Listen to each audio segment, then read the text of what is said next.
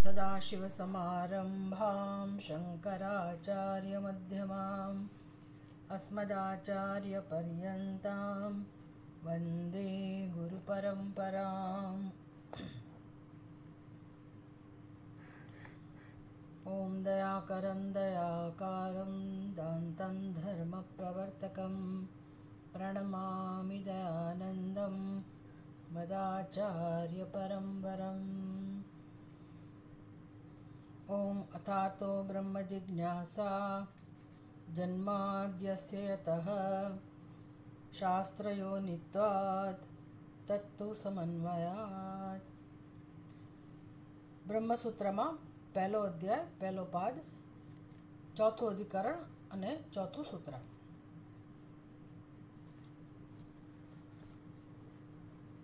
Page number 198.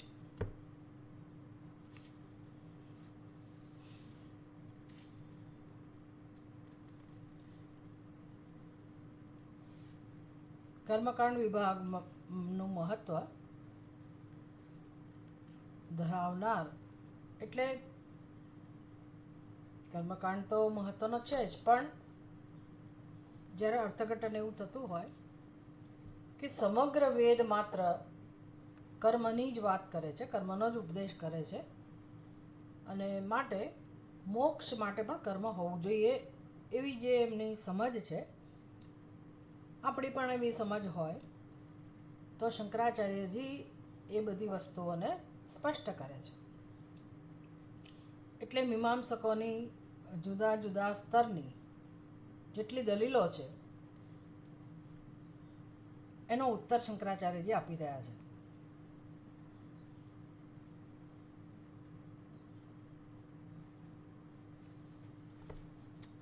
મુખ્ય દલીલ અત્યારે એવી છે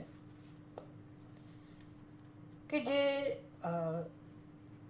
વાક્યો શાસ્ત્રમાં એવા હોય, એટલે આ તો તત્વ સમન્વયાત એટલે ઉપનિષદના વાક્યોનો સમન્વય સમજાવી રહ્યા છે.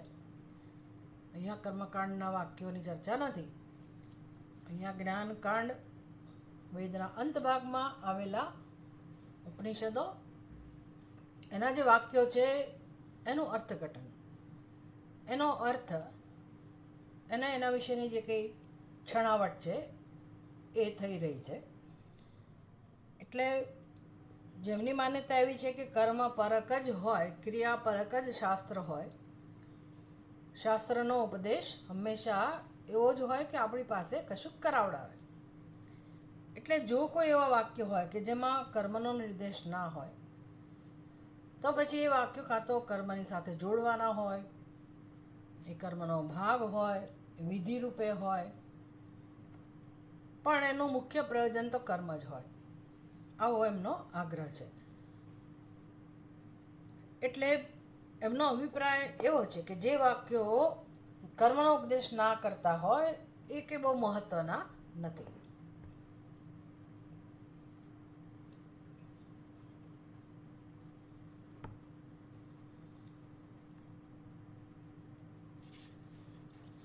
એટલે એમના જે વિદ્વાનો હોય કર્મકાંડના, એમની જે દલીલો હોય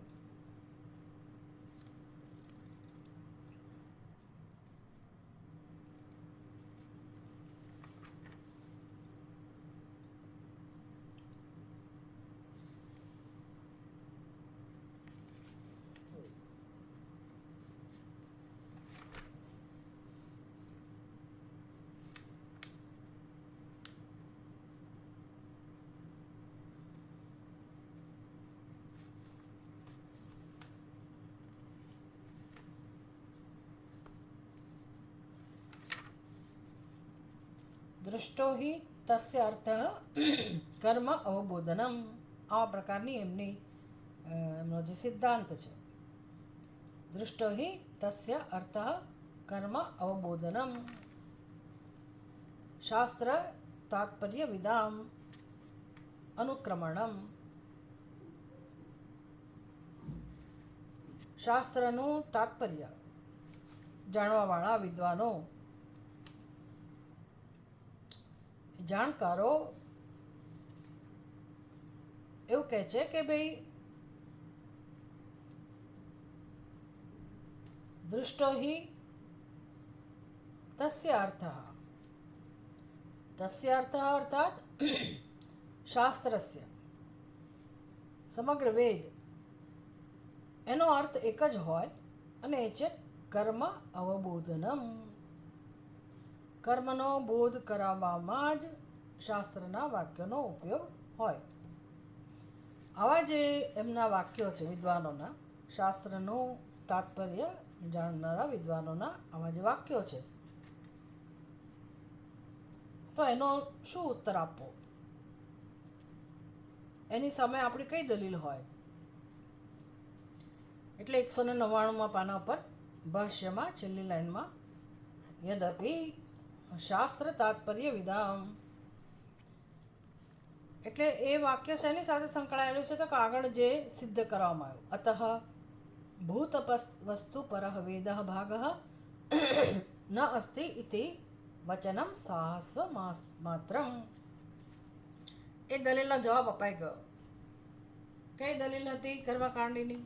કે ભાઈ શાસ્ત્ર એવું ના હોય કોઈ દિવસ કે ખાલી વસ્તુની ઘોષણા કરે. આપણે તો એવો ગ્રંથ છે વેદાંત ડિંડીમાં, એટલે વેદાંતની અંદર ઘોષણા છે. ડિંડીમ એટલે ઘોષણા કરવી, જાહેરાત કરવી. નગારો વગાડીને જે એક જમાનામાં લોકોને જાગૃત કરવામાં આવતા હતા, લોકોને જણાવવામાં આવતું હતું, ઘોષણા કરવામાં આવતી હતી, જાહેરાત કરવામાં આવતી હતી, એનું નામ છે ડિંડીમાં. તો વેદાંત ડિંડીમાં એટલે શું? તો વેદાંત શાસ્ત્ર જાણે કે નગારું વગાડે છે, દાંડી ઢોલ પીટે છે અને આપણને જગાડે છે, સાચી વસ્તુ તરફ આપણું ધ્યાન દોરે છે. એટલે ઉપનિષદના જે વાક્યો છે એ માત્ર સત્યની ઘોષણા કરે છે, સત્યની જાહેરાત કરે છે. એને કહેવાય ભૂત વસ્તુ વાક્ય, ભૂત વસ્તુ પર વાક્ય. એટલે કર્મકાંડીને આ સમજાતું નથી કે ભાઈ એવા વાક્યો હોય જ કેવી રીતે? વેદાંત વેદની અંદર આવા વાક્યોનું પ્રયોજન જ નથી. સિદ્ધ વસ્તુ વિશે જાહેર કરીને શું વળવાનું? એમાં કશું કરવાનું તો છે નહીં તમારે. વસ્તુને માત્ર જેવી છે એવી જાહેર કરવાનું પ્રયોજન વેદના વાક્યનું ના હોય. એટલે આ દલીલ આગળ કરવામાં આવી હતી. કયા પાના ઉપર છે?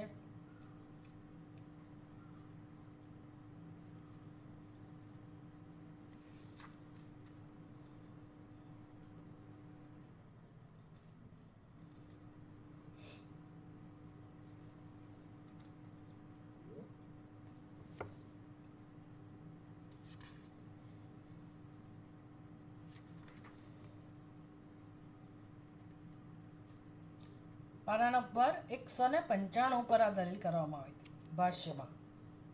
યદપિ કેચિત આહુઃ પ્રવૃત્તિ વિધિ તચ્છેષ વ્યતિરેકેણ કેવલ વસ્તુવાદી વેદભાગઃ ન અસ્તિ ઇતિ.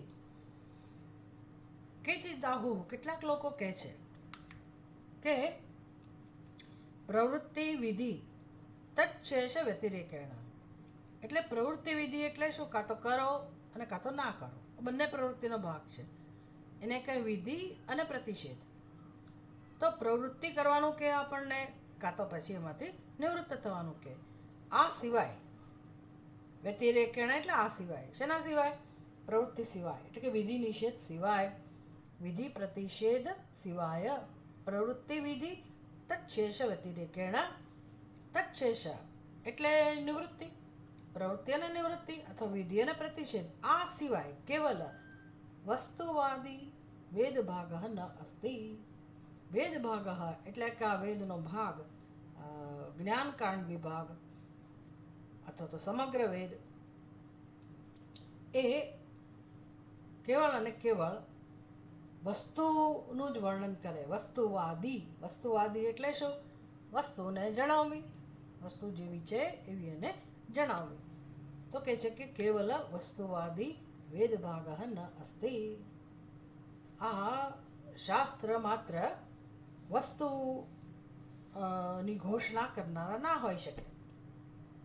શાસ્ત્રનું પ્રયોજન વિધિ અને નિષેધમાં જ હોય. પ્રવૃત્તિ વિધિ તદ વ્યતિરેકેણ કેવલ વસ્તુવાદી વેદભાગ ન અસ્તિ. એ સિવાય માત્ર વસ્તુનું વર્ણન કરવું એવું શાસ્ત્રનું પ્રયોજન ન હોય. એટલે ત્યાંથી પછી એનો ઉત્તર આપવાનું શરૂ કર્યો. શંકરાચાર્યએ સમજાયું કે ભાઈ જુઓ, ઉપનિષદ પ્રમાણ છે, ઉપનિષદના વાક્યો પ્રમાણ છે. ઉપનિષદની અંદર શિષ્ય પૂછે છે ગુરુજીને, ઔપનિષદસ્ય પુરુષસ્ય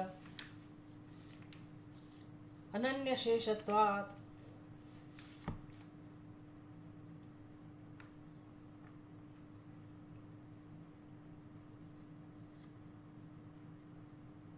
ઔપનિષદ પુરુષ એટલે કે ઉપનિષદમાં જેનું વર્ણન છે તે વસ્તુ. ઉપનિષદ સે જ્ઞેય, ઉપનિષદથી જ જાણી શકાય તે પુરુષ. ન ઔપનિષદસ્ય પુરુષસ્ય અનન્ય શેષત્વાત. તો એ કોઈનો શેષ નથી. અનન્ય શેષત્વાત એટલે શું? એ કોઈ વિધિનો વિષય ના બની શકે. ઉપનિષદમાં જે પ્રશ્ન કરવામાં આવ્યો અને એના માટે એ જે વિષય છે ઉપનિષદનો, એ વિષય છે પુરુષ એટલે કે પરમાત્મા, વસ્તુ, તત્વ. એના વિશે જે પ્રશ્ન કરે છે શિષ્ય ગુરુજીને કે મને તમ ઔપનિષદમ પુરુષમ અહમ પૃચ્છામિ, હું એના વિશે પ્રશ્ન કરું છું. તો આ જે પ્રશ્નનો ઉત્તર આપવામાં આવ્યો, ગુરુજીએ જે ઉત્તર આપ્યો, એ જે પુરુષ છે, તત્વ છે, એ કોઈ રીતે કર્મનો શેષ બની શકે નહીં. એને કર્મ સાથે કોઈ સંબંધ નથી.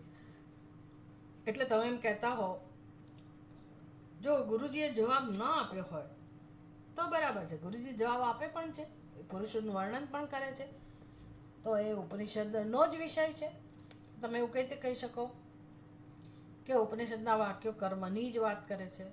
ભાઈ કોઈ વિષયની સ્પષ્ટતા પણ કરનારા વાક્યો છે. યહ અસૌ ઉપનિષત્સુ એવ અધિગતઃ પુરુષઃ અસંસારી બ્રહ્મ ઉત્પાદ્યાદિ ચતુર્વિધ દ્રવ્ય વિલક્ષણઃ સ્વપ્રકરણસ્થઃ અનન્ય શેષઃ. બહુ સુંદર રીતે ઉત્તર આપવામાં આવ્યો કે બીજો આ જે પૂછવામાં આવ્યો તો પ્રશ્ન, જે પુરુષ વિશે, પરમાત્મા વિશે, જે ઉપનિષદનો વિષય છે, અને એ પુરુષ કેવો છે? તો કે અસંસારી. અસંસારી એટલે કરતા ભોગતા જે નથી, અને અસંસારી બ્રહ્મ ઉત્પદ્યાદિ ચતુર્વિધ દ્રવ્ય વિલક્ષણ, કે જેમાં આવા કોઈ દ્રવ્ય નથી. કેવા દ્રવ્ય? ઉપનિષદના જે બીજા વિષયો, કર્મકાંડ વિભાગની અંદર જે વિષયો છે, એ બધા કેવા હોય? દ્રવ્યના રૂપમાં હોય. એટલે કે કાં તો ચતુર્વિધ લક્ષણ દ્રવ્ય કહેવાય એને. કાં તો એને તમારે ઉત્પન્ન કરવાના હોય, કાં તો એને લઈ આવવાના હોય, આપ્ય હોય, પ્રાપ્ય હોય, કાં ઉત્પન્ન કરવાના હોય, કાં તો પછી એ વિષય સાથે કંઈક ક્રિયા કરીને એની અંદર પરિવર્તન લાવવામાં આવતું હોય, એને વિકાર કહેવાય, વિકાર્ય કહેવાય, અથવા તો એને સંસ્કાર આપીને તમે એને સંસ્કાર્ય બનાવો. આ બધું દ્રવ્યની સાથે શક્ય છે. ઉત્પાદન કરવું, ઉત્પન્ન કરવું તો એ દ્રવ્ય હોય.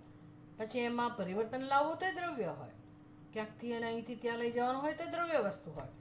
તો આવા ચાર જે કર્મ, આ બધામાં કર્મ જોઈએ.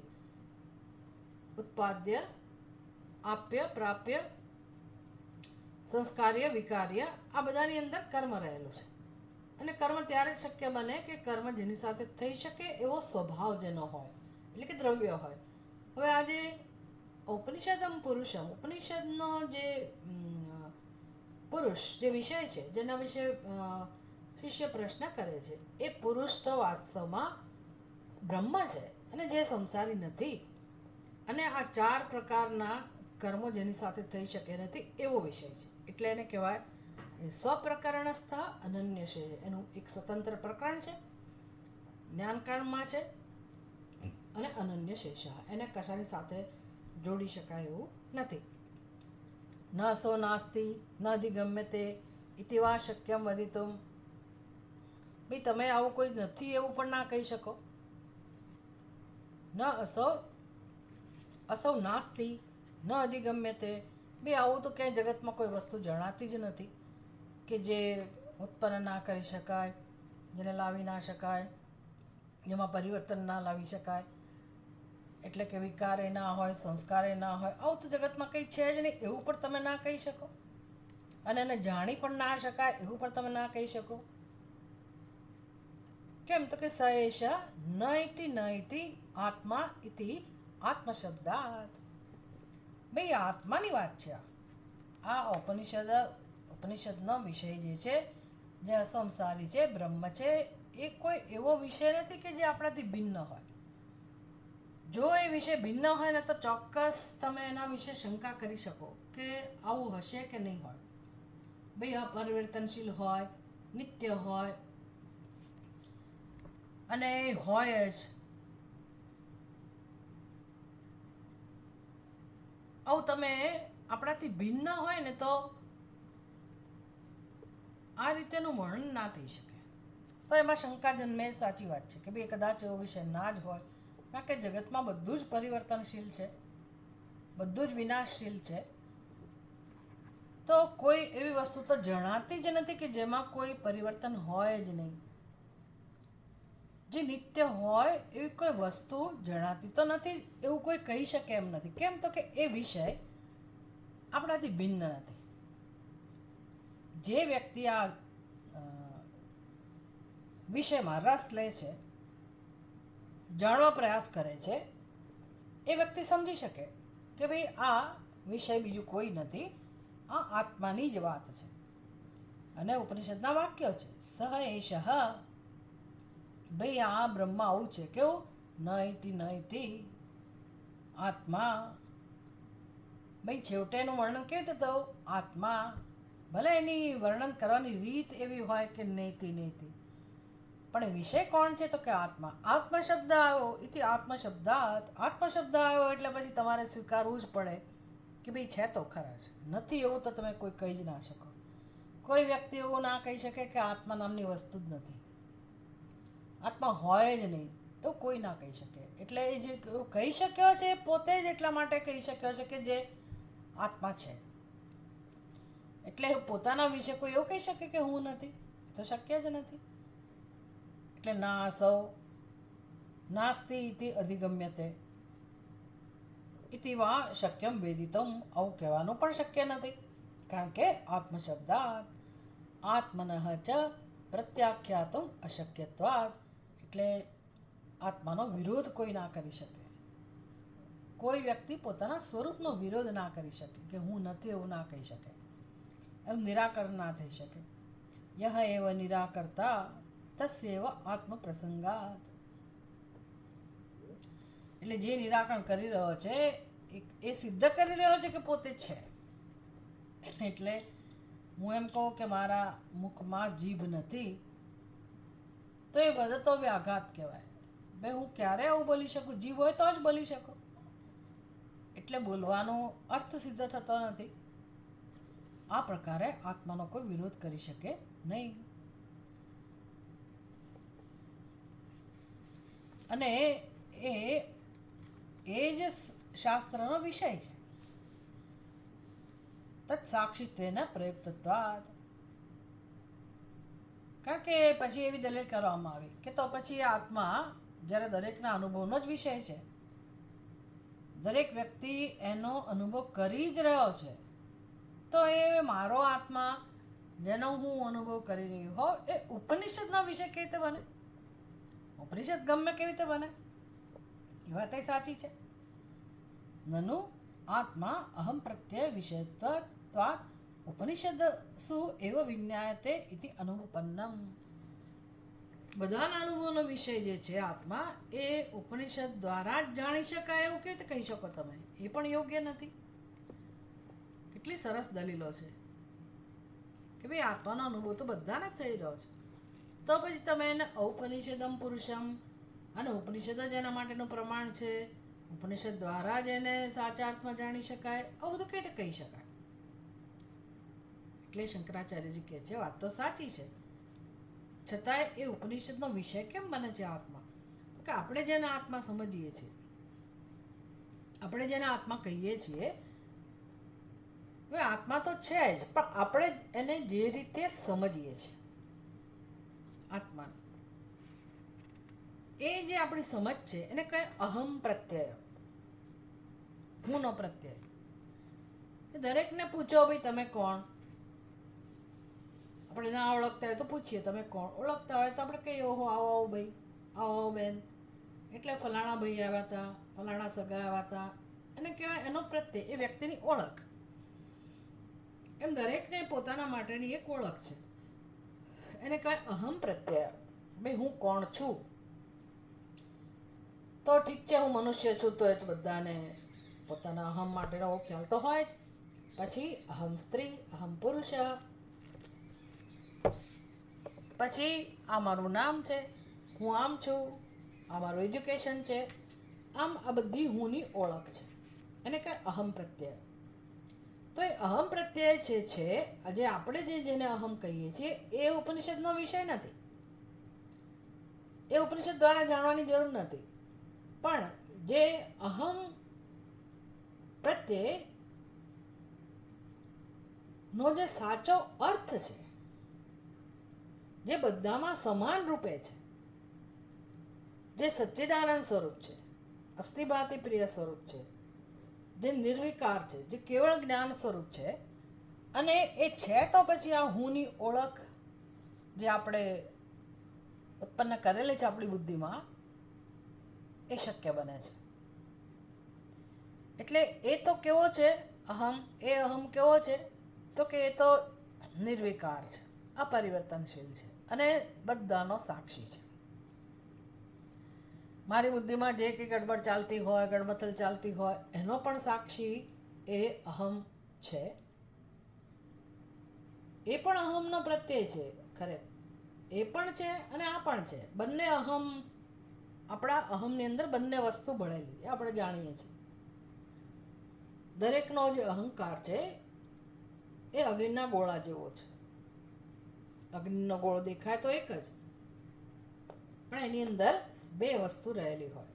વિવેક કરીએ તો સમજાય, વિવેક કરવો પડે કે ભાઈ અગ્નિનો ગોળો કોઈ દિવસ હોય નહીં, કારણ કે અગ્નિનો કોઈ આકાર નથી, તો પછી અગ્નિનો ગોળો કેમ છે?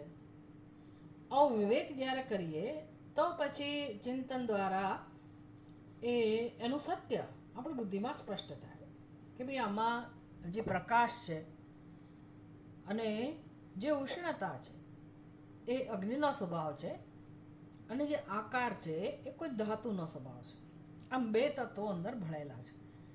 એમ આપણા અહંકારમાં પણ બે તત્વો ભળેલા છે. કોઈના પણ અહંકારમાં, કોઈનો પણ અહંકાર કેમ ના હોય?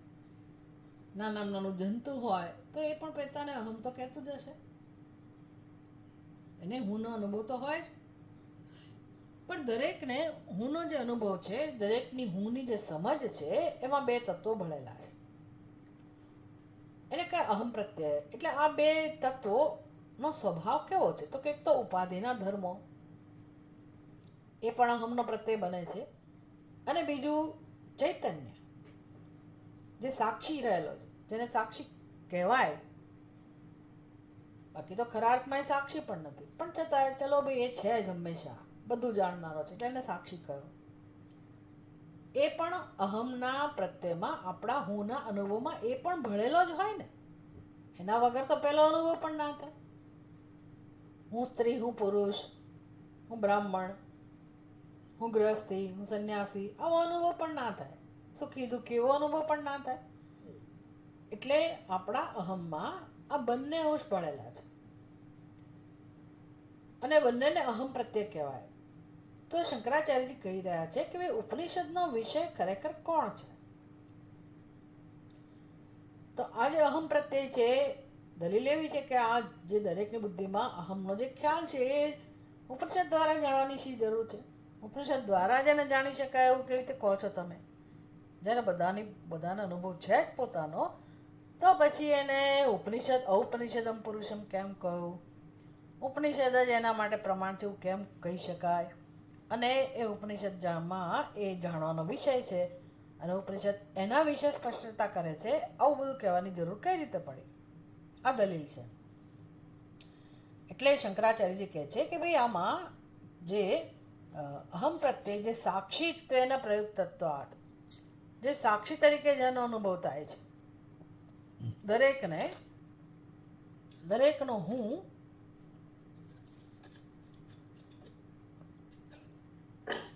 જે ઘરનું કામ કરતા હોય એ લોકો પોતાનો માઇક્રોફોન બંધ રાખે. મીરાબેન, તમારો માઇક્રોફોન ચાલુ છે. આઈ એમ સોરી.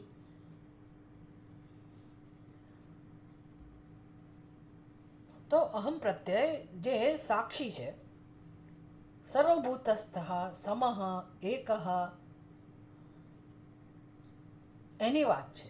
આ જે સાક્ષી સ્વરૂપ છે,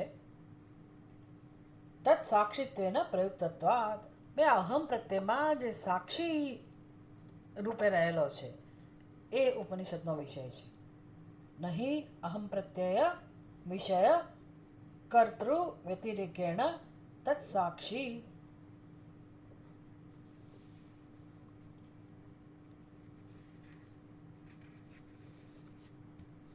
સર્વભૂતસ્થ સમઃ એકઃ, એટલે જે પોતાની બુદ્ધિમાં પોતાને હુંને ઓળખે છે એ હુંની વાત નથી, પણ જે સમરૂપે જે બધાની બુદ્ધિમાં સાક્ષીના રૂપમાં દરેક હૃદયમાં દરેક અહમ પ્રત્યયના અધિષ્ઠાન રૂપે જે અનુભવાય છે, નિત્ય પુરુષ વિધિકાંડે તર્ક સમયવા કેનચિત અધિગત સર્વસ્ય આત્મા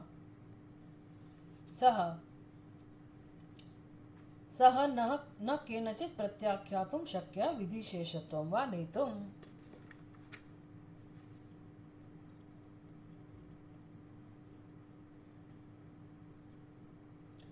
એટલે શંકરાચાર્યજી કહે છે કે અમે આ સાક્ષીના રૂપમાં રહેલા તત્વની વાત કરીએ છીએ. એ આત્મતત્વ જે બધાના હૃદયમાં સર્વભૂતસ્થ અને સમાન રૂપે રહેલું છે, અને એ કેવળ અને કેવળ સાક્ષીના રૂપમાં જ રહેલું છે, એક જ છે, કુટસ્થ છે, નિત્ય છે,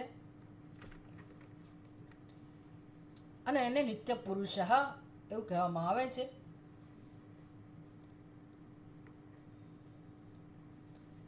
વાસ્તવમાં એને નથી કોઈ કર્મકાંડ દ્વારા જાણી શકતું, કર્મકાંડમાં એને કોઈ નથી જાણી શકતું, અને તર્કશાસ્ત્રમાં પણ એને જાણી શકાતું નથી.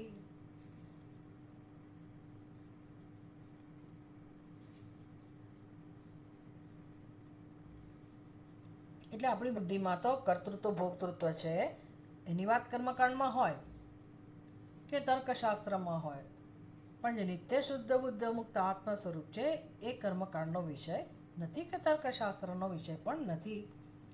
એટલે અહમ પ્રત્યય વિષય કર્તૃ વ્યતિરેકેણ માં જે કરતા નથી એવા આત્મ સ્વરૂપની વાત થઈ રહી છે, જે સાક્ષી છે અને એ બધાના હૃદયમાં છે અને એક સમાન જ છે, એમાં કોઈ ભેદ નથી, અને એ કુટસ્થ છે, એટલે કે હંમેશા છે જ.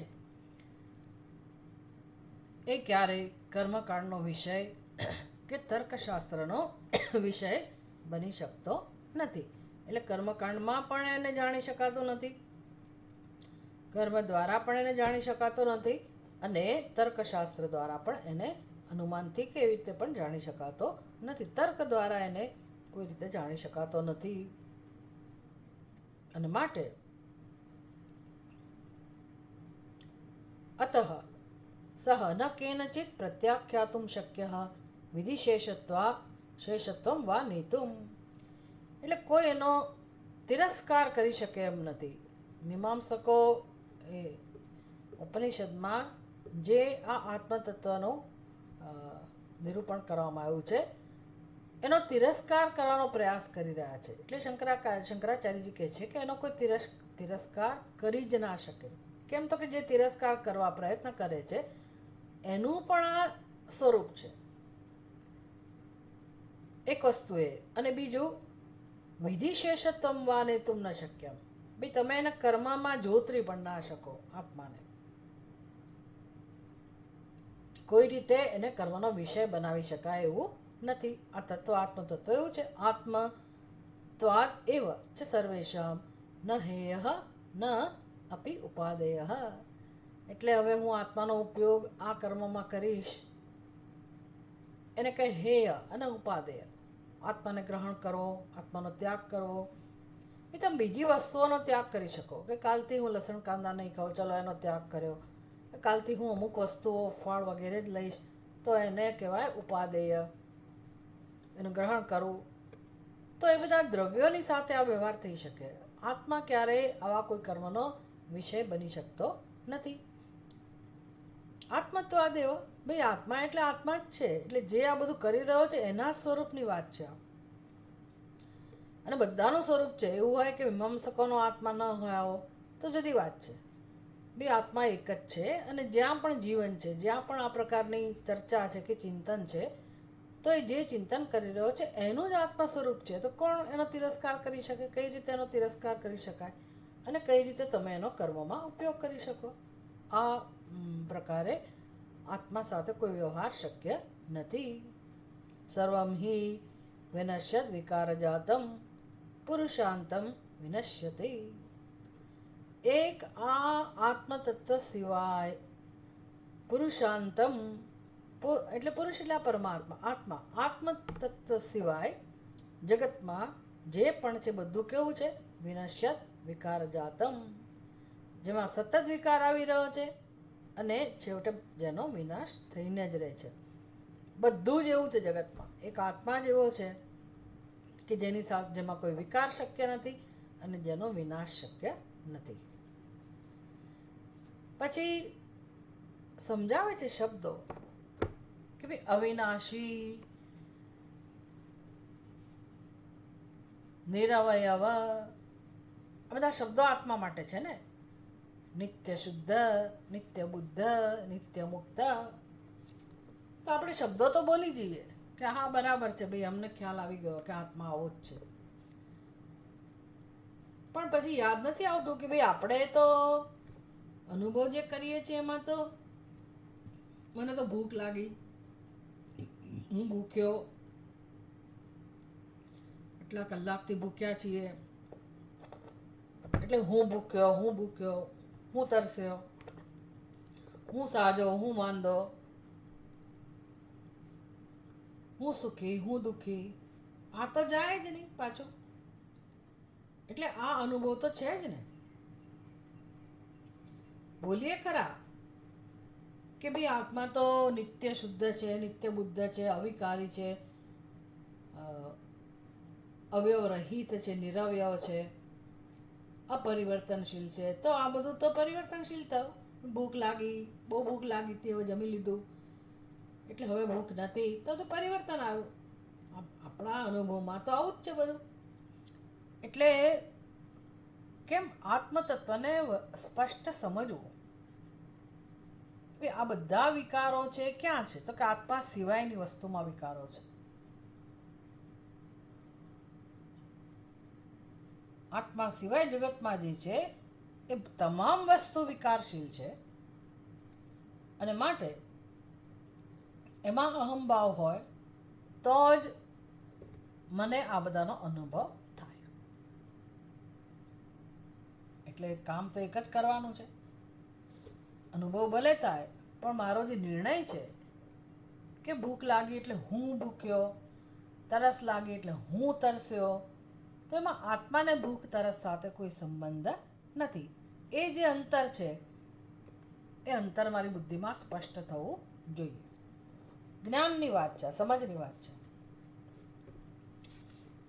એટલે શંકરાચાર્યજી કહે છે કે ભાઈ તમે માત્ર એને અવિનાશી કહો, અવિકારી કહો, તો એનું કારણ છે. કયું કારણ છે? પુરુષ હિ વિનાશ હેતુ અભાવાત અવિનાશી. કેમ અવિનાશી છે આત્મા? કારણ કે અનુભવ તો વિનાશનો છે, અનુભવ તો વિકારનો છે, અનુભવ તો પરિવર્તનનો છે. પણ આત્મામાં કોઈ રીતે કોઈ પ્રકારનું પરિવર્તન કે વિકાર લાવવો શક્ય નથી, કારણ કે એની અંદર એવી સંભાવના જ નથી. આત્માની અંદર કોઈ અવયવો જ નથી. નૈનમ છિંદંતી શસ્ત્રાણી નૈનમ દહતી પાવકઃ. આ હુંની વાત છે. ખરો હું જે છે એને કોઈ ઈજા પહોંચાડી શકે એવું નથી. ઈજા પહોંચાડનારા તત્વો કેટલા જગતમાં. આમ તો વ્યવહારમાં ઘણી બધી વસ્તુઓ ઈજા પહોંચાડે. આપણને પેલો પ્લેનમાં આટલી કાતર આપણા પર્સમાં તો કઢાવી નાખે, સેફ્ટી પિન કઢાવી નાખે.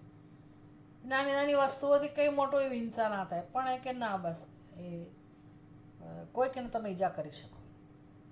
ઘણી બધી વસ્તુઓ છે કે જેનાથી ઈજા થઈ જાય. ખાલી માચીસની એક દિવાસળી પેટાવો તમે, ધ્યાન ના રહ્યું તો એ પણ તમને દજાડે, અથવા તો મોટી આગ લાગી શકે, ગમે તે. પણ જગતમાં જે મહાન તત્વો છે, વિનાશ જેનાથી થઈ શકે, જે વિનાશ કરી શકે, એવા મહાનમાં મહાન સૌથી શક્તિશાળી તત્વો એ પણ જ્યારે આત્માને સ્પર્શી પણ નથી શકતા, એની પહોંચે જ નથી આત્મા સુધીની, આવું આત્મતત્વ છે.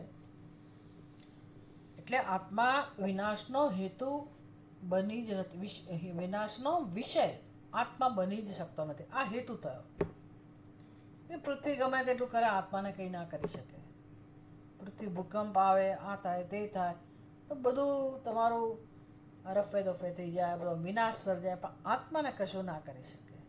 જળ પણ આત્માને ડૂબાડી ના શકે. તમે જોયું હમણાં બધું જે જગ્યાએ વાદળ ફાટ્યા હોય કે પૂર આવ્યું હોય, તો કેવું બધું ઘસડીને લઈ જાય છે પાણી. શરીરોને લઈ જાય, પશુ પક્ષીના શરીર, મનુષ્યોના શરીર, બધું થઈ જાય, પણ જેનું શરીર હતું, જેણે આ ઉપાધિ ધારણ કરી હતી, એ આત્માને કોઈ કશું કરી શકે નહીં. જળ પણ ના કરી શકે, અગ્નિ ના કરી શકે, વાયુ ના કરી શકે. આ જે વિનાશકારી જે મહાશક્તિશાળી તત્વો છે એ પણ આત્માને કશું કરી શકે નહીં, કારણ કે એ વિષય જ બનતો નથી.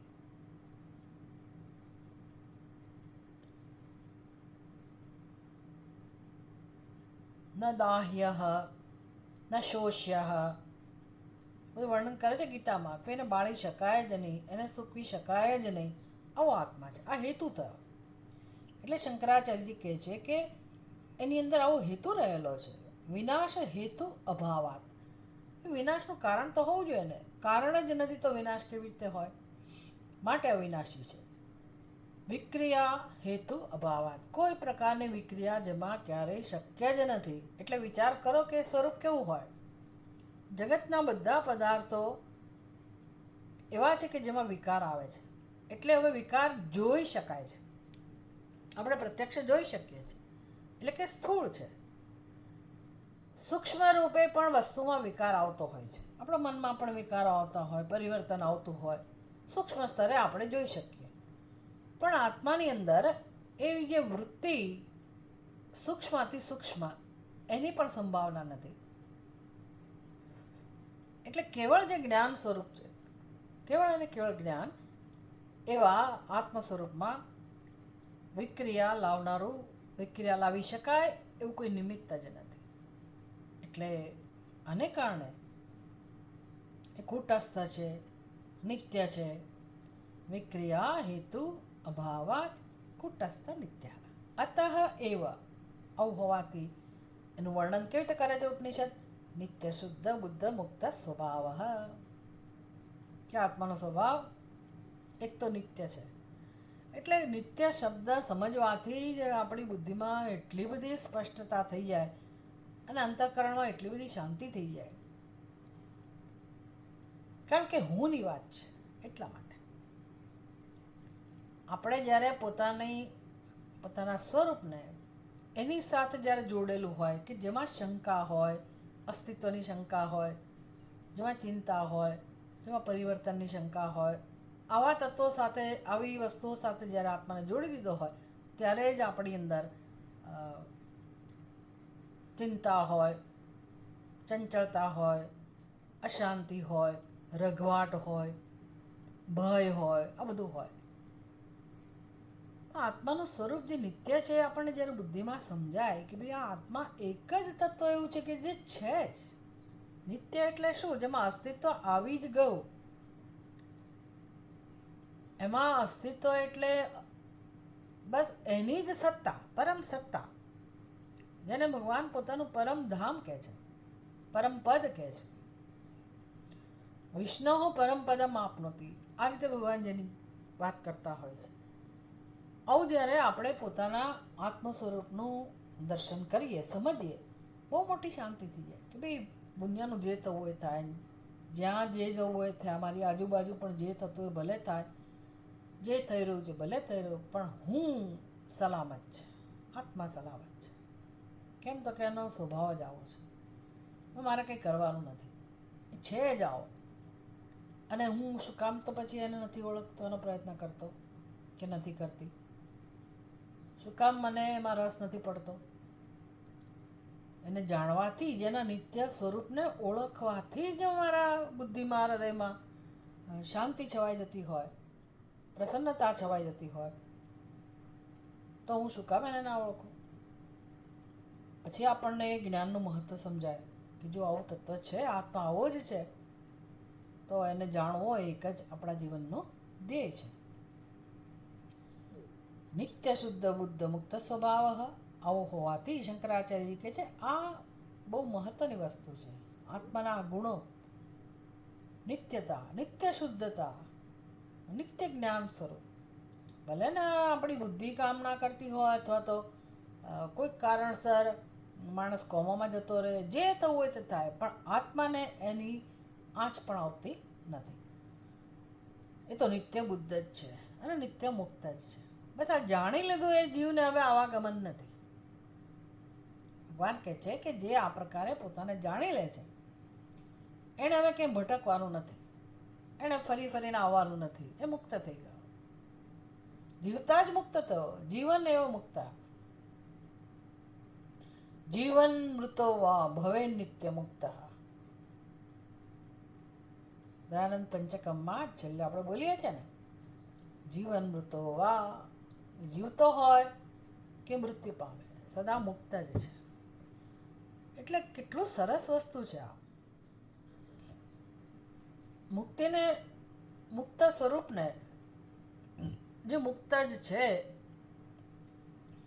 એને જાણવાથી જ મુક્તિ મળી જાય. કેટલી સારી વસ્તુ છે. એ સિવાય કંઈ કરવાનું જ નથી. અને આ લોકો કરવાના સંસ્કારવાળા પાછળ પડેલા છે કે ના આવું હોય જ નહીં, ઉપનિષદ આવી વાત કરે જ નહીં, આવા તત્વની વાત કરે જ નહીં. એટલે તમારે કંઈક કરવું જ જોઈએ, કરવું જ જોઈએ મોક્ષ માટે. એટલે કેટલા બધા વિવેકની જરૂર છે. શંકરાચાર્યજીએ જો આ બધું ના સમજાવ્યું હોય તો આપણે ક્યારે સમજી શકીએ? એટલે કેટલી સરસ વાત ઉપનિષદની અંદર છે. અને આ કર્મના સંસ્કારવાળા લોકો આત્માને કર્મોમાં જ ઘસડી જાય છે. કરો કરો કરો કરવાથી જ. હવે એમાં કરવાનો વિરોધ નથી, કર્મનો વિરોધ નથી, યાદ રાખવાનું છે. કર્મનો વિરોધ નથી. કર્મ જે થઈ રહ્યું છે એ જે સ્તરે થઈ રહ્યું છે જાણવાની મજા છે કે જરૂર છે. કર્મનો આનંદ છે. કર્મ એટલે ક્રિયા. ક્રિયા જે સ્તરે થઈ રહી છે, one can enjoy like anything. કર્મ કરો સવારથી સાંજ, શરીરને તમે તક આપો, શરીરનો ઉપયોગ કરો કરવા માટે, ક્યાં ના છે? પ્રવૃત્તિનો વિરોધ નથી, ક્રિયાનો વિરોધ નથી. ને જાણો એ કઈ રીતે થાય છે કર્મો. આમ જ્ઞાનનું મહત્ત્વ છે. અને આપણું સ્થાન ક્યાં છે, આપણે કોણ છીએ, શું છીએ. આત્માને સરખી રીતે જાણો અને કર્મને જાણો. કોઈ કર્મનો વિરોધ તો છે જ નહીં, પણ સમજ જે છે આ લોકોની, મીમાંસકોની, કે કંઈક તો કરવું જ પડે. શાસ્ત્રનું પ્રયોજન કર્મ કરવા માટે જ છે. અને શાસ્ત્ર કહે છે એ પ્રમાણે કર્મ કરતાં કરતાં જ તમે મુક્ત થશો. આ જે ઉપદેશ એ લોકો સમજે છે, એમનું જે અર્થઘટન છે, એની સામે આ દલીલો છે બધી કે ભાઈ આત્માને કોઈ રીતે કર્મમાં જોડી શકાય એવું જ નથી. તો શ્રુતિએ તે તમને ઉપદેશ ન આપી શકે. જે શક્ય હોય એનો જ ઉપદેશ હોય, જે શક્ય જ નથી એનો ઉપદેશ કઈ રીતે હોય? અને શ્રુતિના જે વાક્યો છે, વાક્યોને બરાબર સમજો તો સમજાય પણ ખરું. જે નિત્ય શુદ્ધ બુદ્ધ મુક્ત સ્વભાવ છે આત્મા, એને શ્રુતિ પણ કર્મ સાથે જોડવાનું ના કહી શકે. માટે તસ્માત પુરુષાત ન પરમ કિંચિત સા કાષ્ઠા સા પરાગતિ. બસ આ બ્યુટીફુલ રિયાલિટી. કઈ રિયાલિટી? પુરુષાર્થ ન પરમ કિંચિત. ભાઈ આત્માથી ચડિયાતું કોઈ છે જ નહીં. એટલે આપણા જીવનમાં જે કંઈ પ્રશ્નો છે બધા કે ભાઈ મને આ મળ્યું ના મળ્યું અને હું સફળ ને હું નિષ્ફળ ને આ ચડિયાતો ના ઉતરતો, આવું થયું તેવું થયું, આ સમગ્ર સંસાર આપોઆપ નાશ પામે છે. કેમ તો કે જે અંતિમ ગતિ છે એ મારું સ્વરૂપ છે, આત્મા છે. સા કાષ્ઠા સા પરાગતિ. આત્માથી આગળ કશી વસ્તુ છે જ નહીં. અને એ સિવાયની જે કંઈ વાતો છે સમગ્ર સંસાર છે. સંસાર એટલે શું? વાર્તા. વાર્તા એટલે શું? કલ્પનામાંથી જન્મેલી હોય, જેની કોઈ સત્યતા હોય જ નહીં. એટલે આપણે જ્યારે બધું પ્રત્યક્ષ બધું કરીએ, અઘરું છે. પછી સંસારને તમે કેવી રીતે આમ જલ્દીથી ખંખેરી શકો? હમણાં અમારા આશ્રમમાં ત્યાં ઋષિકેશમાં સવારે કાર્યક્રમ શરૂ થવાનો હતો. આ વખતે સ્વામી દયાનંદજી મહારાજની 10મી તિથિ હતી, એટલે અઠવાડિયાનો કાર્યક્રમ હતો. એક પછી એક રોજના બધા દિવસોમાં બહુ સુંદર કાર્યક્રમનું આયોજન થયું હતું. હવે જ્યારે જે દિવસે એ કાર્યક્રમ શરૂ થવાનો જ હતો ત્યાં સવારના પોરમાં જ, એટલે હવે 7 વાગે મંગલાચરણ અને એ જે કે વિધિ કરવાની બધું 8 વાગે કે એ શરૂઆત કરવાની હોય કાર્યક્રમની, ત્યાં સવારના 5 વાગ્યામાં, સવારના 7 વાગ્યામાં જ કાર્યક્રમ 8 વાગે શરૂ થયો ને 7 વાગ્યામાં જ આશ્રમમાં જ જે એક સ્વામીની રહેતા હતા એમનું સમાધિ થઈ ગઈ. શી લેફ્ટ હર બોડી. એટલે લઈ ગયા હતા હોસ્પિટલમાં. કલાક હોસ્પિટલમાં રહેવા દો. કેમ તો કે અહીંયા જે મંગલાચરણ શરૂ થવાનું છે તો એ થઈ જાય પછી એના બોડીને લાવો. તો આ બધું અહીંયા સરસ જે મંગલાચરણ કરવાનું હતું, પ્રાર્થના કરવાની હતી, દીપ પ્રગટ્ય હતું, ચેન્ટિંગ હતું, એ થઈ ગયું. પછી એનું બોડી લાવ્યા. ગઈકાલ સાંજ સુધી જેની સાથે અમે વાત કરતા હતા, અને ભલે એના પ્રોબ્લેમ તો હતા જ, પણ થોડા કલાકની અંદર જ એ તો શરીર છોડીને જતા રહ્યા. અને પછી જે એની પાછળ જે બધી વિધિ કરવાની હતી વિધિ કરી, તો મને એક જ વિચાર આવે કે કંઈ લાગતું જ નથી કે તમે આ વ્યક્તિ નથી. એટલે જાણે કે એ હજી જીવે જ છે અને તમે એના શરીરની સાથે આ પ્રકારે એને જે વિધિ કરવાની હોય, અગ્નિ સંસ્કાર માટે તૈયારી કરવાની હોય, એ બધું કરી રહ્યા છો. તો એ વખતે આપણને એમ થાય કે બસ બધું સમાપ્ત. હવે આ તો બધાનો અનુભવ હોય, દરેકે ઘરમાં કોઈકનું મૃત્યુ જોયું જ હોય, સાંભળ્યું હોય, પણ મને એવો જલ્દી કોઈ દિવસ એવો અનુભવ થયો નહોતો પ્રત્યક્ષ જોવાનો. તો આ બધું જોયું તો મને વિચાર આવ્યો કે કેટલું ક્ષણ માત્રની અંદર બસ તમે કટ ઓફ થઈ ગયા આ જગતથી. એ આપણાથી કટ ઓફ થઈ ગયા, એ આપણાથી કટ ઓફ થયા. અરસપરસ કેટલી વાર લાગી? એક ક્ષણની અંદર. એટલે આ સુનિશ્ચિત છે બધાના જીવનમાં. હવે એ વ્યક્તિ પોતે તો કંઈ નથી જતી રહી, એણે ખાલી શરીર છોડી દીધું. પછી એ જ્ઞાની હોય તો હવે એણે પાછા આવવાનું નથી. એ તો સાક્ષાત બ્રહ્મ સ્વરૂપે હતા. એક ખાલી શરીર એક લાગતું હતું કે બ્રહ્મથી એને જુદું રાખનારું હોય, તો એ આવરણ પણ ભગવાને લઈ લીધું. અને બાકી બધું તો પછી જીવનમાં ચાલે છે. સત્ય તો આ જ એક સાબિત થયું ને કે ભાઈ ગમે ત્યારે જીવાત્મા કટ ઓફ થઈ જાય છે. ભલે એ સૂક્ષ્મ શરીરની સાથે જોડાયેલો રહેતો હોય ને પછી બીજું સ્થૂળ શરીર પ્રાપ્ત કરતો હોય તો એ શું થઈ ગયું? પણ આ સ્થૂળ શરીર સાથે એણે જે આખું પોતાનું જીવન મારું જીવન કરતો હતો, એ લીલા તો સમાપ્ત જ થઈ ગઈ ને. તો એમાં સત્ય, તમે કઈ વસ્તુને સત્ય સાબિત કરી શકો? એનો કયો ખ્યાલ એની બુદ્ધિમાં, કયો વિચાર એવો હતો જે હું ને મારું ના રૂપમાં હતો? એ કયો વિચાર સાચો હતો? કશોય નહીં. શરીરે એનું નથી ને એનાથી સંબંધિત કોઈ વસ્તુઓ નથી, તો પછી એણે કરેલા કર્મો પણ નથી, કશુંય નથી, કશું છે જ નહીં. છતાં આટલો મોટો સંસાર લઈને આપણે ફરીએ છીએ તો બહુ સ્પષ્ટ સમજાય કે સંસાર કેવળ બુદ્ધિમાં જ છે. આપણે જે સમજીએ છીએ એ સંસાર કહેવાય અને એ ખાલી બુદ્ધિમાં જ છે. બાકી બધું ઈશ્વરની લીલા છે. બહુ સ્પષ્ટ સમજી શકાય. એટલે સંસારને કેમ મિથ્યા સમજવો? ભાઈ બતાવે જ છે ભગવાન તમને અનુભવ દ્વારા કે આ કલ્પના જ છે. જેટલું વહેલું સમજીએ એટલું સારું. કારણ કે આ સમજવા માટે સમય ક્યારે કાઢીએ? આ સત્યને જાણવા માટે સમય તો આપવો પડે ને, રસ તો લેવો પડે ને, બુદ્ધિને તો વાપરવી પડે ને. આપણી બુદ્ધિ એ કલ્પિત સંસારને સમર્પિત છે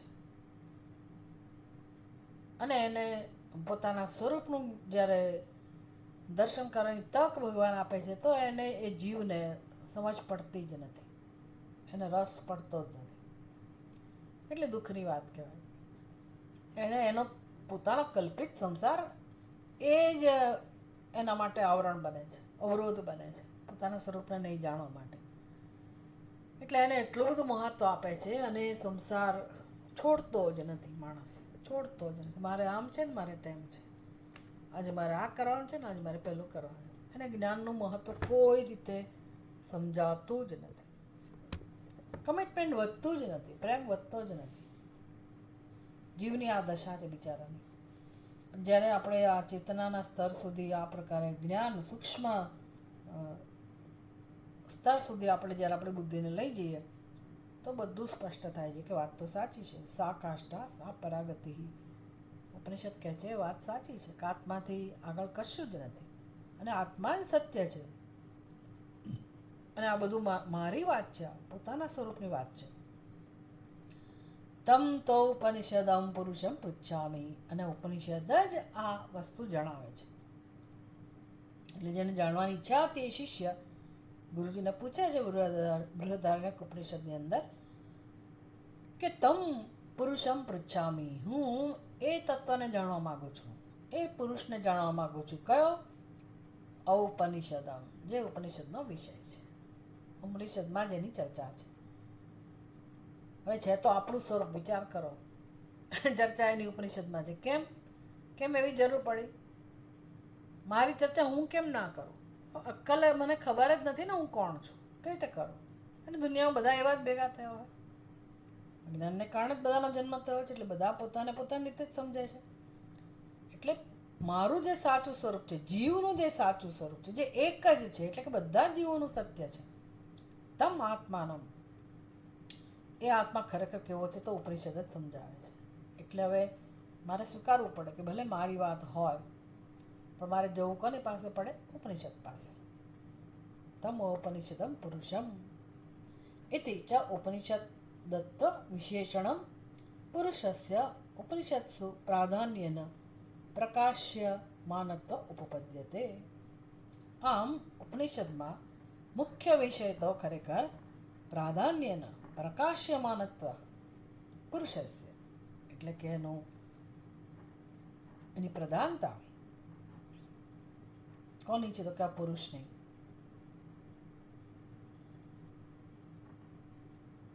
આજ પરમ પુરુષાર્થ, સા કાષ્ઠા સા પરાગતિ. સા પરાગતિ એટલે આ પરમ પુરુષાર્થ જીવનો.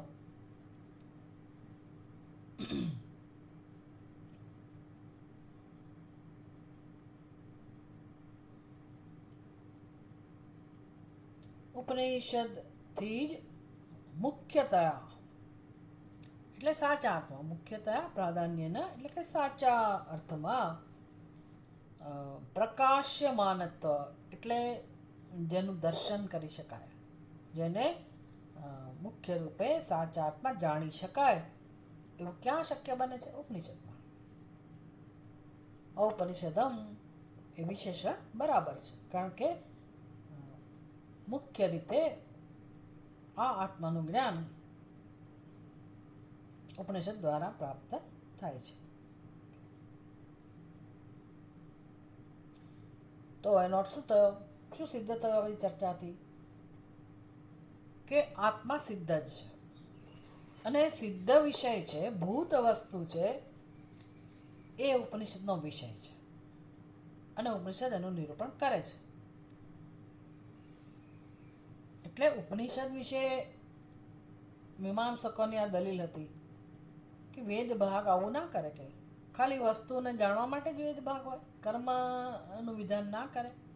ભાઈ કર્મની જરૂર હોય ત્યાં કર્મની વાત કરે, પણ ઔપનિષદમ પુરુષમ, જે આત્માનું સત્ય જણાવવું એ વેદનું મુખ્ય પ્રયોજન છે.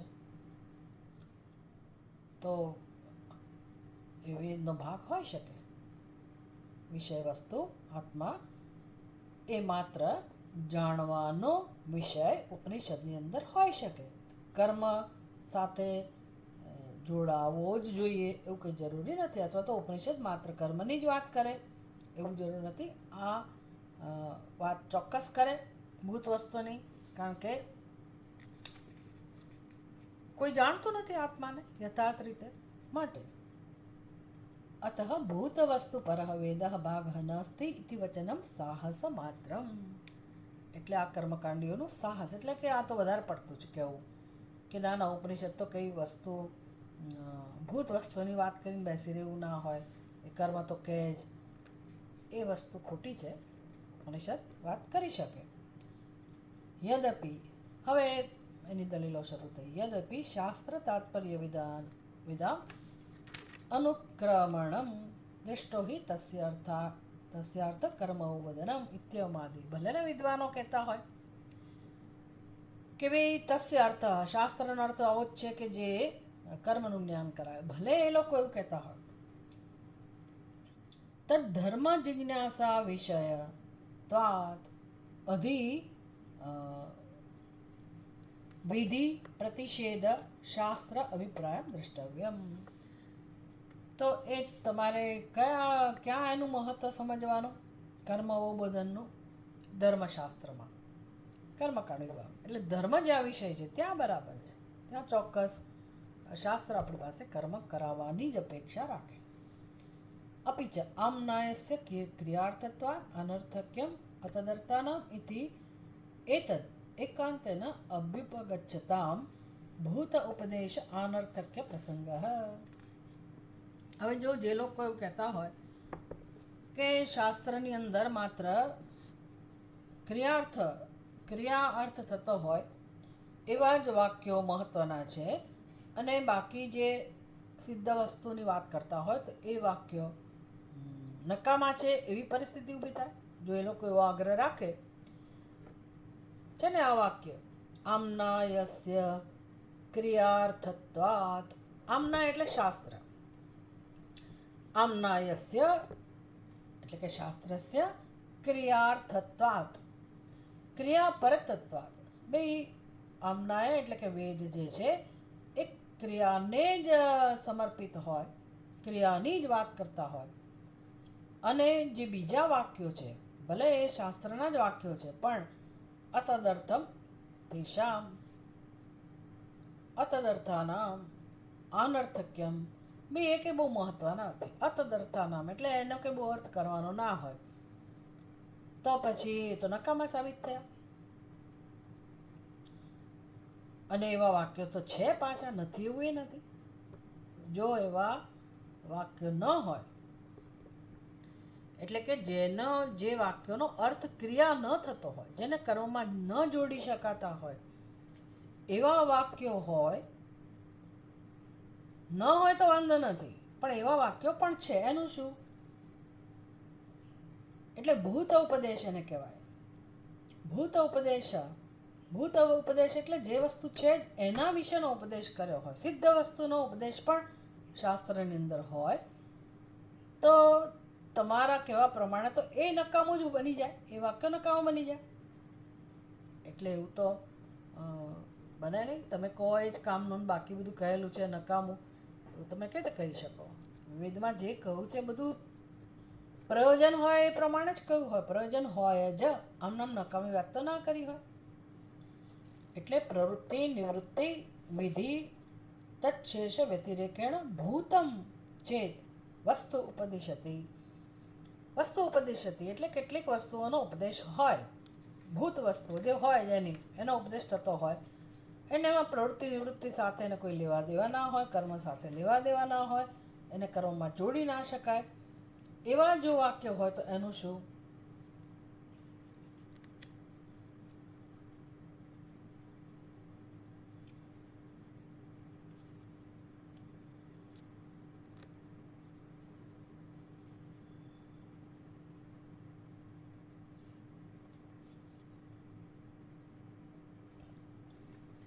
હવે એવું છે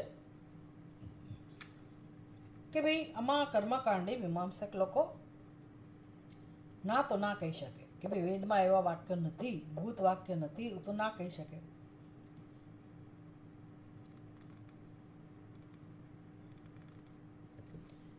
કારણ કે ધર્મ માટે પણ ઉપયોગી હોય એવી સિદ્ધ વસ્તુ વિશે શાસ્ત્ર વાત કરતું હોય. કર્મકાંડ વિભાગમાં પણ, ધર્મ વિભાગમાં પણ, ધર્મ જિજ્ઞાસા એ શાસ્ત્રની અંદર પણ, એટલે જ્યાં વિધિ નિષેધ એટલે કે કરવાનું મહત્વ હોય એના સંદર્ભમાં પણ જ્યારે શાસ્ત્ર સિદ્ધ વસ્તુ વિશે વાત કરતા હોય, ઉપદેશ કરતા હોય, તો પછી ધર્મ વિભાગમાં એટલે ધર્મને ધ્યાનમાં રાખીને જો એ વાત કરતા હોય, ધર્મને ઉપયોગી હોય એનો વિશે વાત કરતા હોય, તો પછી જે કૂટસ્થ છે, નિત્ય સિદ્ધ છે વસ્તુ, એનો ઉપદેશ કેમ શાસ્ત્ર ના કરે? શું કામ ના કરે? જો તમને આ વસ્તુ સમજાય હોય દલીલ કે ભાઈ પહેલાં તો કહું કે તમે અડધું શાસ્ત્રમાં જે કર્મમાં જોડનારા વાક્યો છે, કર્મનો નિર્દેશ કરનારા, એટલે કર્મ એટલે કાં તો વિધિ અને કાં તો નિષેધ, પ્રતિષેધ, તો એ વાક્યોથી તો એ લોકો ખુશ છે કે હા બસ એને જ શાસ્ત્ર કહેવાય. પણ એ વિભાગમાં પણ કેટલાક વાક્યો એવા છે કે જે સિદ્ધ વસ્તુની વાત કરતા હોય, એટલે એ કંઈ ઉત્પન્ન કરવાની વાત ના હોય એમાં.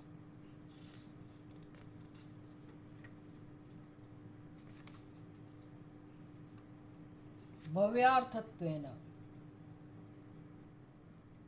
ભૂતમ ચેત વસ્તુપદશતે ભવ્યાર્થત્વેન, એટલે એને ભવિષ્યમાં કોઈક રીતે કર્મ સાથે જોડવાની હોય, પણ છે તો ભૂત વસ્તુ જ, ધર્મ માટે ઉપયોગી છે, પણ વિધિ પ્રતિષેધ સીધે સીધું એની સાથે સંબંધિત નથી, કર્મ એની સાથે સંબંધિત નથી, એવી આપણને દ્રષ્ટાંત સાથે સમજાવશે કે ભાઈ ભૂત વસ્તુઓ એટલે શું? સોમનું વર્ણન હોય, સોમપાન જેને કહીએ છીએ તે, પછી દહીં વગેરેની વસ્તુ, દધી, બધા નિરૂપણ થતું હોય તો એ સિદ્ધ વસ્તુઓ છે. એટલે ઘણા બધા વાક્યો છે. તો તમે એને થોડા એમ કહો છો કે આ નકામા છે. તમે નકામા નથી કહેતા. માની લો કે તમે એમ કહો કે ભાઈ એ કોઈ રીતે કર્મમાં જોડવાના છે અને ઉપયોગી છે ધર્મ માટે, પણ છે તો સિદ્ધ વસ્તુ ને. એટલે સિદ્ધ વસ્તુની વાત જો ઉપનિષદ કરી શકતું હોય તો પછી નિત્ય શુદ્ધ એવા આત્મ સ્વરૂપનું વર્ણન કેમ ના કરે? કૂટસ્થ નિત્ય સિદ્ધ વસ્તુનો ઉપદેશ ઉપનિષદ કેમ ના કરે? કરી શકે. એટલે એમનું મુખ્ય માનવું એવું છે કે ભાઈ વસ્તુની ઘોષણા, તત્વની ઘોષણા કરનારા વાક્યો, સત્યમ જ્ઞાનમ અનંતમ બ્રહ્મ, તો એમાં ક્યાં વિધિ પ્રતિષેધની વાત છે? બ્રહ્મ આવું છે, સત્ય સ્વરૂપ, જ્ઞાન સ્વરૂપ, આનંદ સ્વરૂપ, સચ્ચિદાનંદ આત્મા, તત્વમસી, તું બ્રહ્મ છે. તો આ બધા સિદ્ધ વસ્તુના વાક્યો કહેવાય, ભૂત વસ્તુ કહેવાય. એમાં કશું કરવાનું નથી, જાહેરાત છે, ઘોષણા છે. અહમ બ્રહ્માસ્મિ, પ્રજ્ઞાનમ બ્રહ્મ, આ બધા ભૂત વાક્યો કહેવાય, ભૂત વસ્તુ વાક્ય, કે જે સિદ્ધ જ છે, એની જાહેરાત કરનારા વાક્યો છે.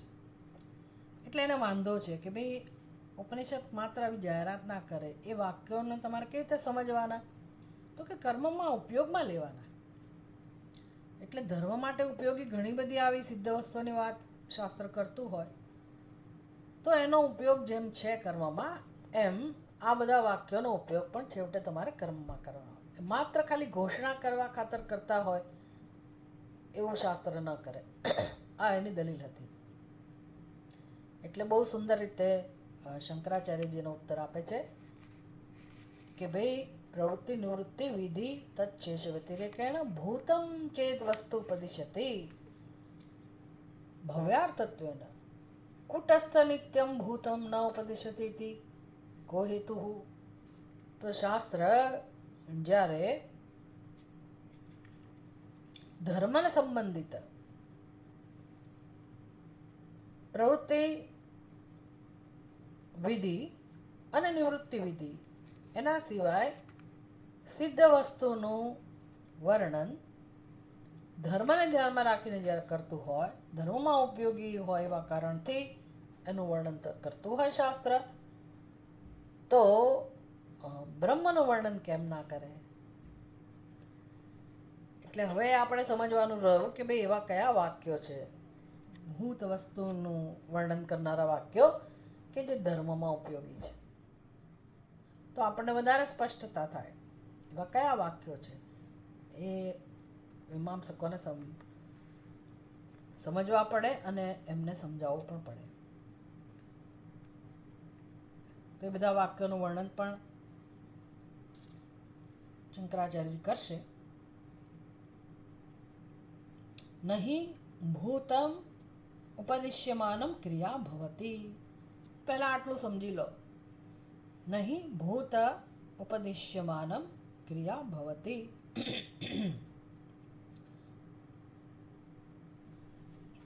કે ભાઈ જેમાં જેનો ઉપદેશ થયો છે, જે વસ્તુ સિદ્ધ જ છે એનો ઉપદેશ જો થયો હોય,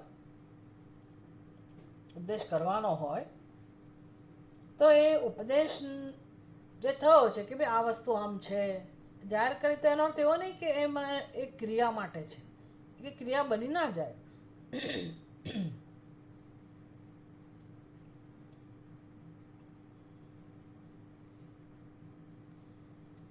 અક્રિયાત્વે અપી ભૂતસ્ય ક્રિયા સાધનત્વાત ક્રિયાર્થત્વ એવ ભૂત ઉપદેશ ઇતિ ચેત. એટલે આ કર્મકાંડી કહે છે કે ભાઈ ભલે તમે એમ કહેતા હો કે આ વસ્તુનો ઉપદેશ છે, માત્ર ઉપદેશ થયો કે ભાઈ સત્યમ જ્ઞાનમ અનંતમ બ્રહ્મ, કે પછી બીજા ધર્મ વિભાગમાં ધર્મ જિજ્ઞાસા એ વિષયમાં ઘણી વસ્તુ એવી હોય કે ઉપદેશ કરવામાં આવ્યો હોય, જેમ કે બ્રાહ્મણે આ કાર્ય ન કરવું, અમુક અમુક કાર્ય ન કરવું, તો ઉપદેશ છે. પણ એને કંઈ ક્રિયા સાથે જોડી શકાતું એવું લાગતું નથી. એ ઉપદેશ જ છે, સિદ્ધ વાક્ય. ભૂતમ ઉપદિશ્યમાન. એટલે એમાં કોઈ ક્રિયા નથી ખરેખર. ભાઈ આમ ના કરું, ચલો ભાઈ તમે સાવધાન રહેજો. આપણને કોઈ કહે ભાઈ આ રસ્તે જાઓ તો સાવધાન રહેજો, તો ઉપદેશ છે. એમાં કંઈ ક્રિયા જરૂરી નથી. સાવધાન એટલે એલર્ટ રહેવાનું છે. એવી રીતે કેટલાક વાક્યો હોય તો કહે છે કે અક્રિયાત્વે અપી, ભલે એમાં કોઈ ક્રિયા ના હોય તો પણ ભૂતસ્ય ક્રિયા સાધનત્વાત ક્રિયાર્થત્વમ એવ ભૂત ઉપદેશ ઇતિ ચેત. ભાઈ એ ભલે વાક્યમાં કોઈ ક્રિયાનો મેસેજ નહોતો, ક્રિયા કરવાનું કશું એમાં કહેવામાં નહોતું આવતું, સૂચન નહોતું, પણ ભૂતસ્ય અક્રિયાત્વે અપી ક્રિયા સાધનત્વાત, ભાઈ એ ક્રિયાનું સાધન બની શકે. ક્રિયા સાધનત્વાત ક્રિયાર્થ એવ ભૂત ઉપદેશ. એટલે એ જે વસ્તુ કહેવામાં આવી સીધે સીધી એમાં કોઈ ક્રિયા નથી, પણ ક્રિયાર્થત્વાત ક્રિયા સાધનત્વાત એ ક્રિયામાં ઉપયોગી થઈ શકે. સાચવીને કરજે હો. એટલે હવે સાચવીને એમાં કે કશું કરવાનું નથી, પણ કર્મ બીજું કરવાનું છે, એમાં સાચવીને કરજે, ધ્યાન રાખીને કરજે. એટલે એવી રીતે તમને એ ક્રિયાનું સાધન બની શકે એ ઉપદેશ. એટલે તમારું આ તત્વમસી એ બધું કેવું છે કે કોઈક રીતે એને તમારે ક્રિયામાં લેવાનું છે. આ તમારે આપણે ખાસ સમજવાનું છે કે એનો એજન્ડા શું છે, એને કઈ વસ્તુ એ લોકો પકડી રાખી છે. તો કે આ જ તત્વમસી, અહમ બ્રહ્માસ્મિ, સત્યમ જ્ઞાનમ અનંતમ બ્રહ્મ, એ બધા વાક્યો માત્ર વસ્તુનો ઉપદેશ આપે છે, વસ્તુને સમજાવે છે એવું નથી. તમારે એને કોઈક રીતે સાધન બનાવવાના છે ક્રિયાના. એવું વેદમાં કેમ ના હોય? આવું એ કહી રહ્યા છે. એટલે એનો જવાબ આપે છે નૈષ દોષ ક્રિયાર્થત્વેપી ક્રિયા નિવર્તન શક્તિમત વસ્તુ ઉપદિષ્ટમ એવ. ક્રિયાર્થત્વેપી ક્રિયા નિવર્તન શક્તિમત વસ્તુ ઉપદિષ્ટમ એવ. એટલે હવે શંકરાચાર્યજી આપણને કહેશે કયા વાક્યો છે. કારણ કે દલીલ એવી છે, પૂર્વ પક્ષીની દલીલ એવી છે કે અમુક ભૂત વસ્તુ વાક્યો જે કર્મકાંડ વિભાગમાં છે એ વાક્યો સીધો ક્રિયાનો ઉપદેશ નથી કરતા. છે તો ઉપદેશ, પણ એને કોઈક રીતે ક્રિયાનું સાધન બનાવી શકાતા હોય છે, માટે ઉપદેશ કરતા. શંકરાચાર્યજી કહે છે કે નોટ નેસેસરી, જરૂર નથી. ક્રિયાર્થત્વેપી, ભલે એવું લાગતું હોય કે ક્રિયાનો અર્થ એમાં જણાતો હોય તો પણ ક્રિયા નિવર્તન શક્તિમત વસ્તુ ઉપદિષ્ટમ એવ, કે ભાઈ એ કશું કરવાનું નથી કહેતા, પણ તમે કશું કરો નહીં, કશું કરવાથી દૂર રહો એવો ઉપદેશ કરનારા છે. એટલે વસ્તુતઃ કાર્યોત્પાદન શક્તિથી યુક્ત છે. ક્રિયાર્થત્વેપી ક્રિયા નિવર્તેન શક્તિમત વસ્તુ ઉપદિષ્ટમ એવ. ક્રિયાર્થત્વમ તુ પ્રયોજનમ તસ્ય. ઠીક છે.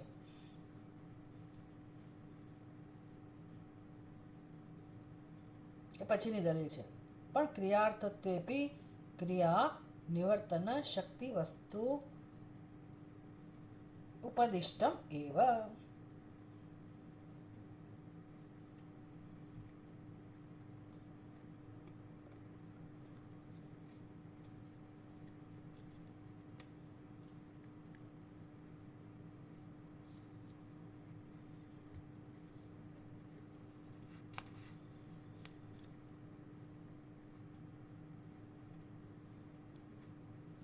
એટલે કે શાસ્ત્ર તો સિદ્ધ વસ્તુનો જ ઉપદેશ કરે છે.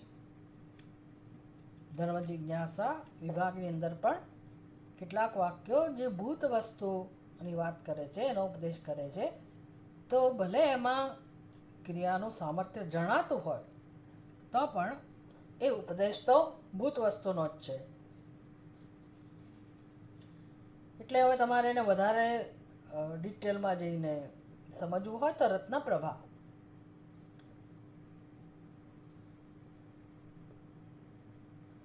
ભૂતસ્ય કાર્યશેષત્વમ શબ્દાર્થત્વાत् અથ ફલાયવા દધ્યાદેહ કાર્યશેષત્વે સતિ અપી શબ્દેન વસ્તુમાત્રમ એવ ઉપદિષ્ટમ ન કાર્યાન્વયી શબ્દાર્થઃ અન્વિતાર્થમાત્રે શબ્દાનામ શક્તિગ્રહણાત ઇત્યર્થઃ.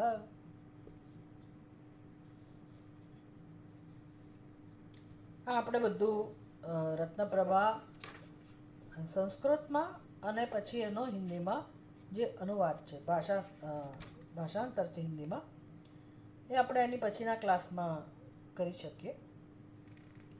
વધારે તમારે ડિટેલમાં જેને સમજવું હોય તો.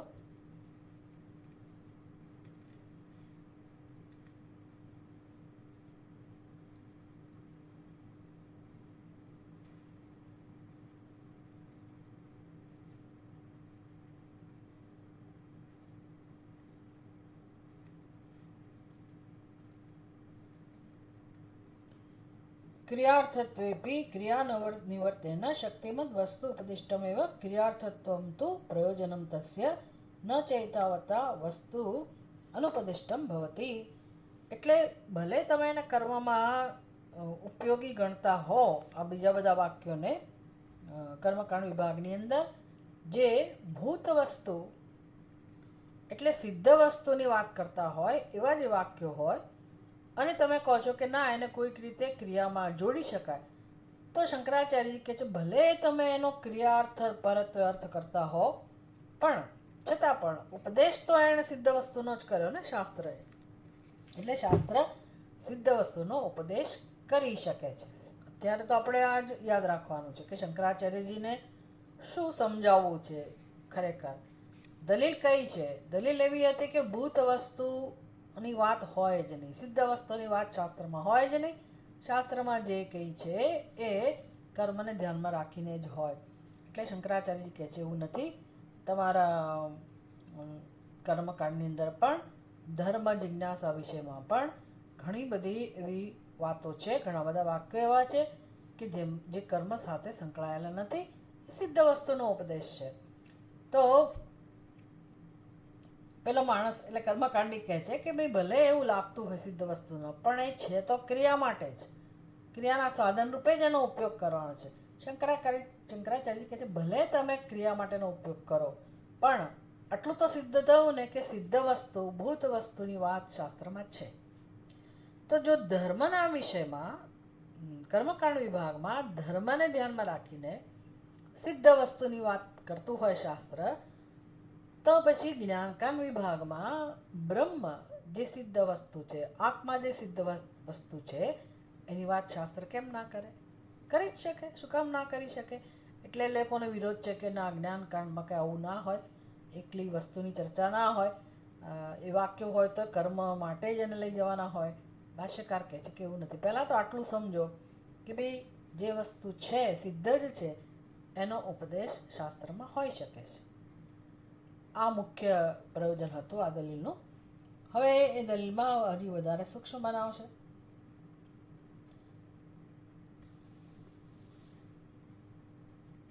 એટલે હવે દલીલ શેની કઈ આવશે ખબર છે? સારું, પેલો પૂર્વ પક્ષી કહે છે કે સારું ભાઈ, હવે ચલો થાક્યા, તમે કહો છો એવું રાખો કે ભાઈ સિદ્ધ વસ્તુ છે. ઉપનિષદમાં ભૂત વસ્તુ, ભૂત એટલે સિદ્ધ, જે આપણે આ શબ્દો કેમ વારે વારે બોલવા પડે છે? કારણ કે બ્રહ્મ સિદ્ધ વસ્તુ છે, આત્મા સિદ્ધ વસ્તુ છે, અને કર્મકાંડ શેને સમર્પિત છે? અસિદ્ધ વસ્તુને, જેને કહેવાય પ્રાપ્ય. બ્રહ્મ કેવું છે? પ્રાપ્ત. કર્મકાંડ વિભાગમાં જેટલા પણ વિધિ નિષેધ છે, જે પણ કર્મો છે, બધા કર્મો કોને ધ્યાનમાં રાખીને હોય?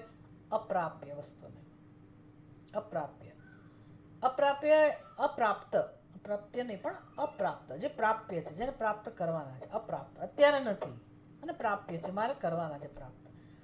તો એ બરાબર છે, કર્મ દ્વારા હું એને પ્રાપ્ત કરું.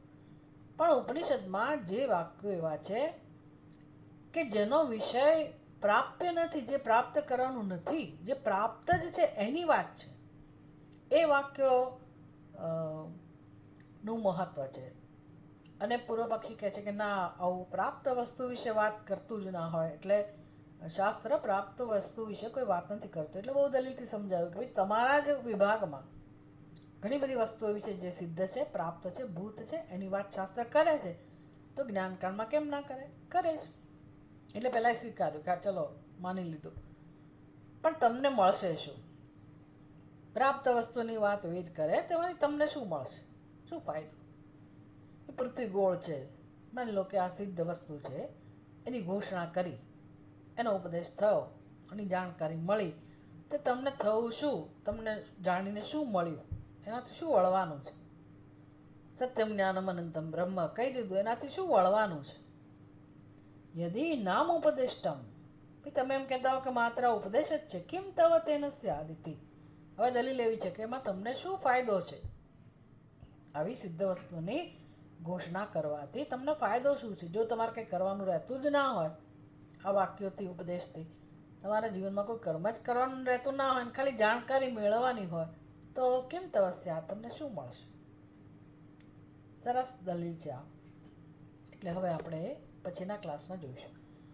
ઓમ પૂર્ણમદ પૂર્ણમિદમ પૂર્ણાત પૂર્ણમુદચ્યતે પૂર્ણસ્ય પૂર્ણમાદાય પૂર્ણમેવાવશિષ્યતે. ઓમ શાંતિ શાંતિ શાંતિ. હરિ ઓમ. શ્રી ગુરુભ્યો નમઃ. હરિ ઓમ.